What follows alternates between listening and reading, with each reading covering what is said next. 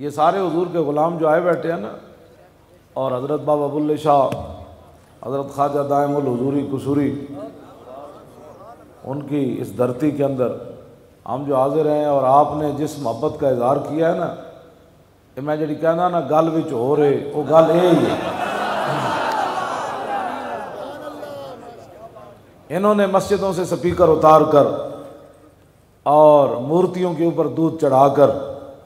اور اسلام کے خلاف قوانین بنا کر انہوں نے سمجھا ہم نے پاکستان فتح کر لیا ہے، آئندہ لبرلزم آئے گا، لیکن حضور کے یہ غلام اور شیر کھڑے ہو گئے۔ اب لبیک کا نعرہ شاہ جی چونیا سے لگاتے ہوئے تشریف لائے، ہم لاہور سے آئے، پتہ نہیں گاؤں کتنے دور دور سے حضور کے غلام اپنی جیبوں سے پیسے خرچ کر کے آئے۔ جس مہنگائی کے دور میں روٹی نہیں پوری ہو رہی، یہ حضور کے غلام اپنی جیبوں سے پیسے خرچ کر کے دنیا کو بتا رہے ہیں، کمینو تمہیں اپنے پیسے پر مان ہوگا اور کسی کو اپنے اقتدار پر مان ہوگا۔ حضرت حسان ہماری ترجمانی 1400 سال پہلے کر گئے، فرمایا حالات جیسے بھی ہوں تم نے ایک بات پر فخر کرنا ہے، یکفی بنا علی من غیرنا حب النبی محمد ایانا۔ فرماؤ دنیا والوں ہمارے لیے ساری دنیا پر یہی فضیلت کافی ہے کہ ہمارے دلوں میں حضور کی محبت موجود ہے۔ لبیک لبیک لبیک یا رسول اللہ، لبیک لبیک لبیک یا رسول اللہ، لبیک لبیک لبیک یا رسول اللہ، لبیک لبیک لبیک یا رسول اللہ، لبیک لبیک لبیک یا رسول اللہ، لبیک لبیک لبیک یا رسول اللہ، لبیک لبیک لبیک یا رسول اللہ، لبیک۔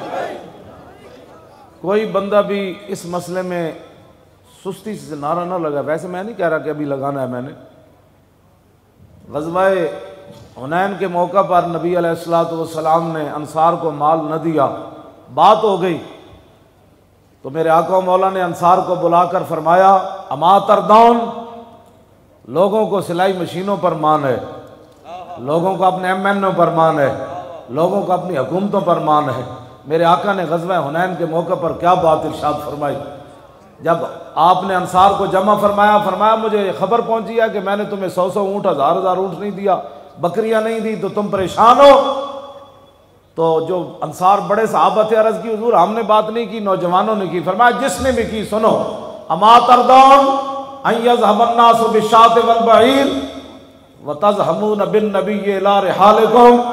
فرمایا کیا اس بات پر تم راضی نہیں کہ باقی دنیا جب گھر پہنچے تو پوچھے کیا لائے، کہا بکریاں لایا، اونٹ لایا، اور تم جب گھر پہنچو تو تم سے پوچھا جائے کیا لائے، کہا اللہ کے رسول لائے، اور کیا لائے۔